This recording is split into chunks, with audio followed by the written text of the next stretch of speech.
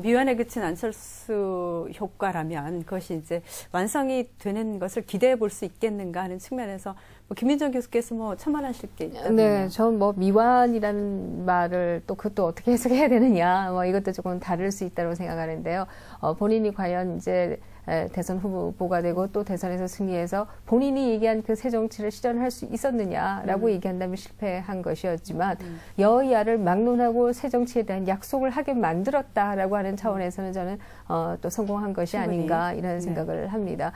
결국 그 많은 무당파들의 정치에 대한 불만 그리고 양당 모두를 떠나서 회초리를 들었던 부분은 결국 지난 4.11 총선에서 양당이 막론하고 그동안에 노무현 정부 때부터 공천민주주의나 상김 정치의 극복을 주장하면서 시도했던 많은 정치 개혁들이 오히려 상김 시대로 오히려 되돌아가는 모습들을 새누리당이나 민주당이 보여주는 이것에 대한 유권자들의 회초리였다 이렇게 생각이 들고요.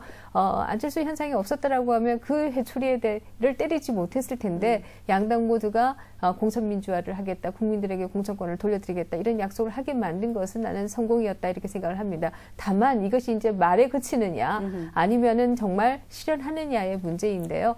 정말 실현하고 그동안의 선거 과정에서 약속했던 것들을 모두 지킨다라고 하면 저는 이 새정치라고 하는 것이 다음 대선에 있어서 시대 정신은 이제 더 이상 아닌 것이 되겠지만 왜냐하면 성공했기 때문에 아닌 것이 되겠지만 그러나 대선에서의 약속과 달리 또 과거의 정치의 모습으로 되돌아간다라고 하면 우리 유권자는 또다시 새 정치에 목마를 수밖에 없지 않겠는가 이런 생각을 하게 됩니다. 그러나 이제 안철수 앞에서 우리가 전자로서 얘기했던 대선 후보가 되고 또 대선에서 이기고 이런 측면에서 우리가 실패했다라고 하면 그 실패한 가장 큰 원인이 어디 있느냐를 따지고 들어간다라고 하면 결국 정치 문법에 있어서 가장 중요한 게 조직과 세인데 이것이 없었다라고 하는 것이 실패의 아마 가장 큰 원인이었을 것입니다. 그렇다라고 하면 이 부분을 본인이 이제 어떻게 풀겠느냐라고 하는 과제가 본인에게 남아 있는 것이다 이렇게 볼 수 있겠죠. 네.